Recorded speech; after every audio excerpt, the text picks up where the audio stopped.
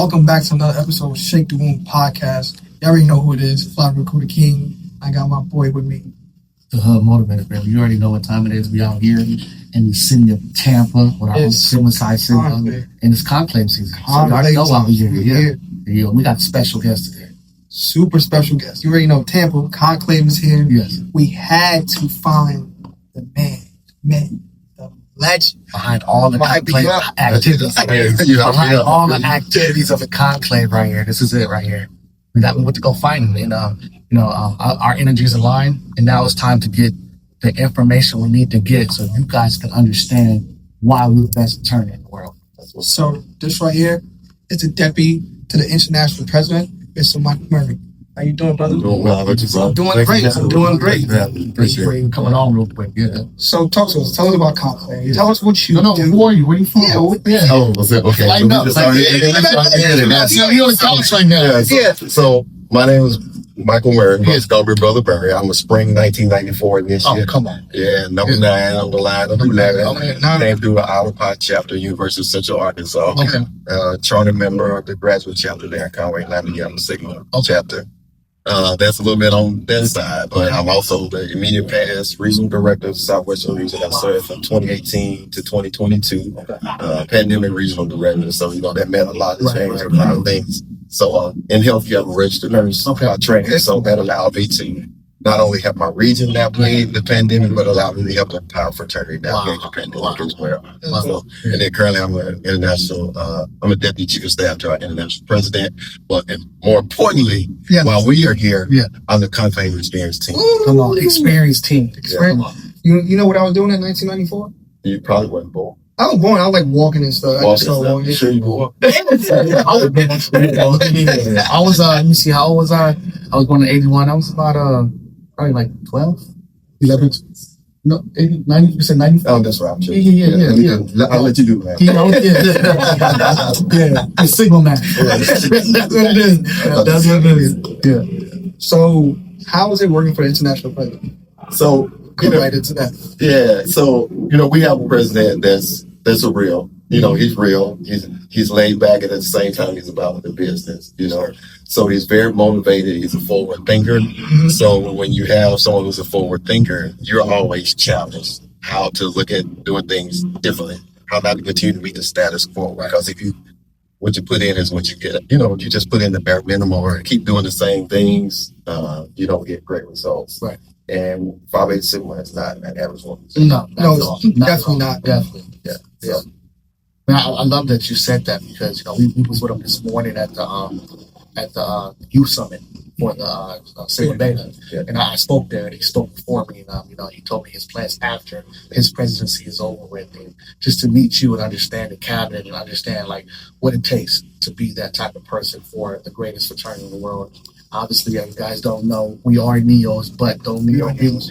But at the end of the day, like we've been there before, and I'm happy just to be around guys like yourself that know a lot about the fraternity. And I know that we wanted to get in front of you, just ask you some questions like, what made you join Phi Beta Sigma? So, a lot of people may say they decide when they get to college. I knew when I got to college. I knew already I was going to be a Sigma because I have an older brother that's like 3 years older than me. So he went to University of Central Arkansas. So I got a chance. He was a football player, he was an athlete. I got a chance to meet a lot of the guys. Okay. Then once they started recruiting me, when I got there, those guys were Sigmas. So I was a defensive back. Okay. Oh, you're nice. Yes. Okay. There were 9 Sigmas on the team. Okay. When I came in as a true freshman. Okay. So, So it was easy for me. Okay. Yeah. And then it just fit with me. No stereotypes. Just good down to earth people. And Phi Beta Sigma was the only choice. So I didn't even look at anybody else. And your favorite color is blue? Actually, it wasn't at the time. You did that for a reason. That's it. What is your favorite color? So, I'm not going to say red. Mine is red. I'm not going to lie. Honestly, I'm going to say whatever my wife say. Okay, definitely. I love this. That's a good answer, right? That's a good answer. That's a safe answer. Yes. Got it. Yes. Playing the same. I got it. Yeah. So, 1994, right? Yes. It's 2025. You've been at Sigma a long time. Yeah. So you've seen the growth, the evolution. Yes. Where was Sigma then to where is it now? And is it in good hands? So Sigma's in great hands now. Mm. In 1994, as a collegiate, you know, you think about your campus and then where you road trip to, you know, so you see Sigma from a collegiate perspective. It's about, even though you may say we're service oriented, you know, when you're in college, it's Brotherhood, it's road tripping, it's meeting frat from across the state and across the country.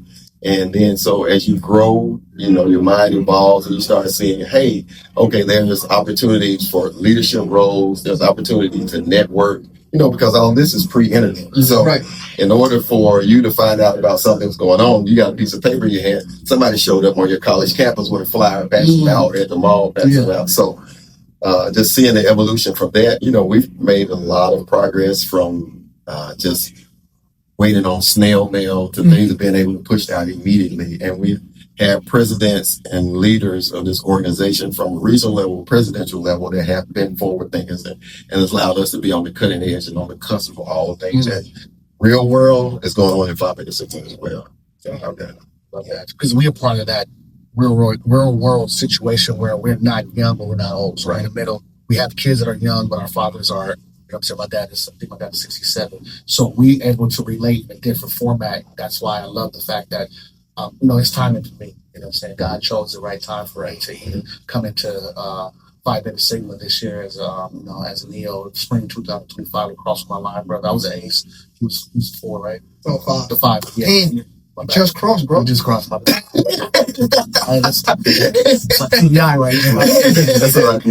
Well, to my congratulations. No, thank you. I mean, the fraternity is all about new blood, new ideas, continued growth.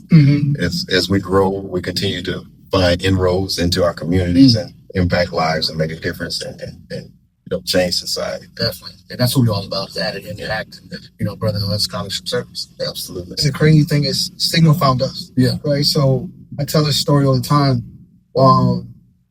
We've been traveling speaking and we've been surrounded by blue and we didn't know. We still had our blinders on. Right. And then, you know, everybody come up to me like, I should be Sigma, be great Sigma man. And we're just like, yeah, we don't really know what that's about.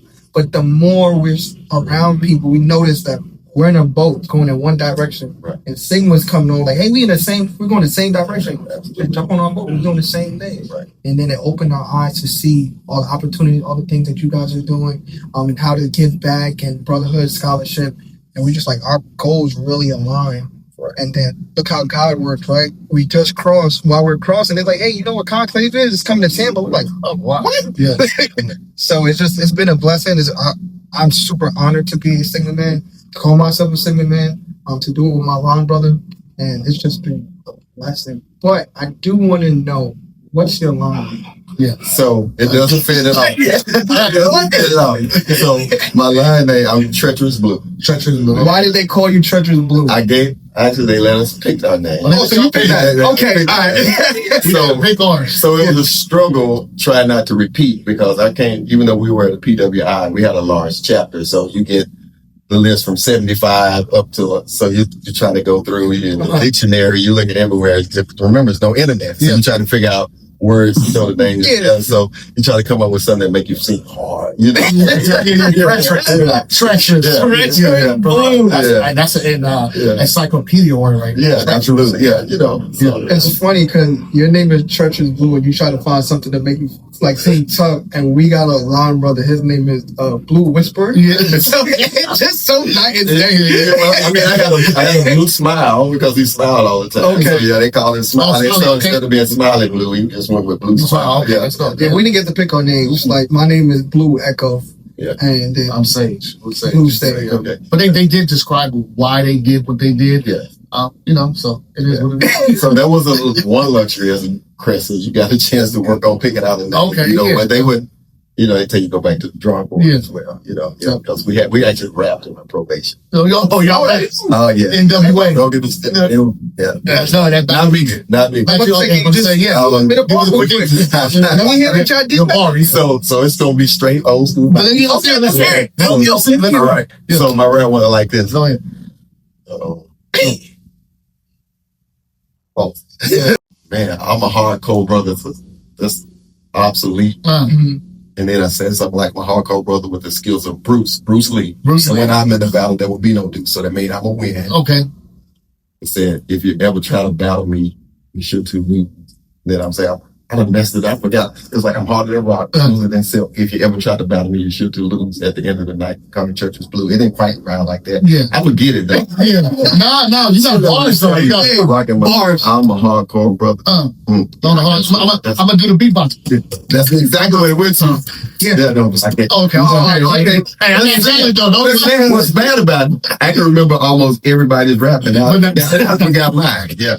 This all good though, but you're a man of many talents, and we honored to even sit here with you and even get you out of that character, because I know most people that walk by you're there. Yeah. So at the end of the day, I'm happy that God aligned us together. My manager found you, Dr. Kimberly. I always give her shouts out too, because we did the same thing. But y'all found each other. She brought you to us. We wanted to interview. This is our first one here. Yeah. We did Daniel Smith already. Okay. We're about to do President D-Ray. We're going to do him too. Okay. And we're going to do a lot more. But we wanted to make sure that we understand the conclave and why we're here, what we're doing here for the whole week. Okay. So can you look at the camera and tell the camera, just go through a quick synopsis of the week real quick. All right. So our conclave is our annual gathering, biannual gathering. So it's a business meeting. Yeah. When we come to conduct the business of the organization.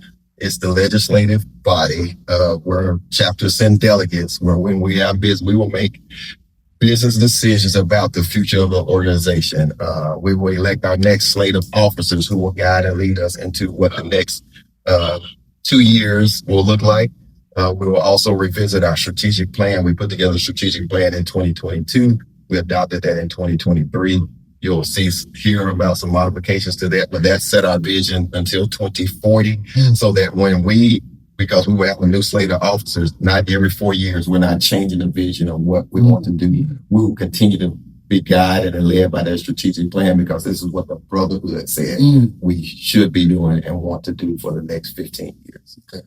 I hear that, right? So it's not all about partying. Yeah. You're doing real business or snack. Real business. More things. Yeah. Yes. Those come and lend their time and their talent to the organization, their staff.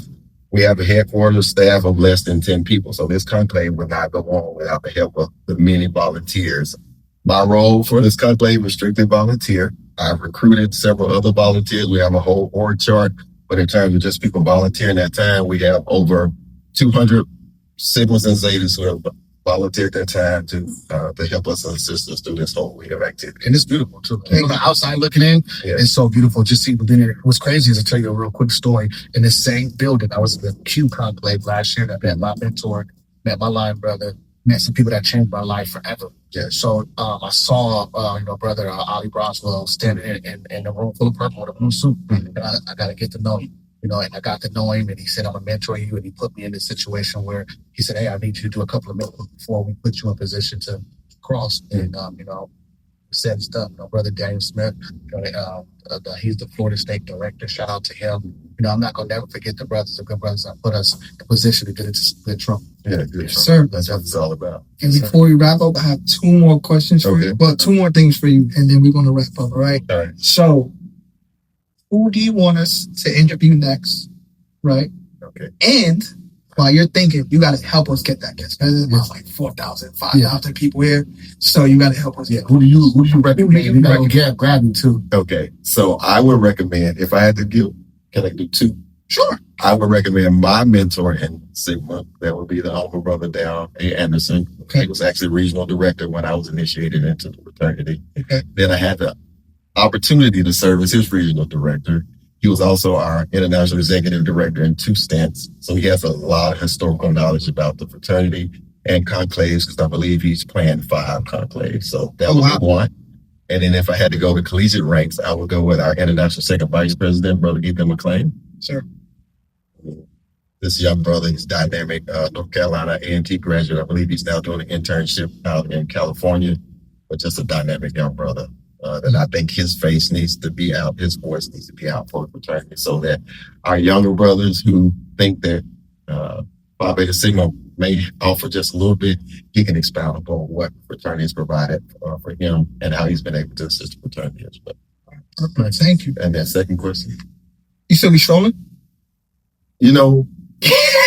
So believe it or not, don't let the glasses fool you. I'm a 90s gangster rapper. So you play A-Ball, MJG. Okay, there we go. Okay. Project Fat. Anybody for that, I'm probably gonna go bar for bar with them. Okay, let's do it. Yeah. Oh, so you gotta show us. I'm from the show me state. You gotta show me. Yeah, I'm good on that, right?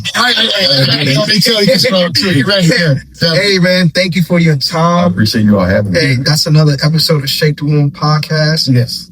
Live in effect at the Tampa Convention Center Conclave, baby. You already know what time it is. Boom.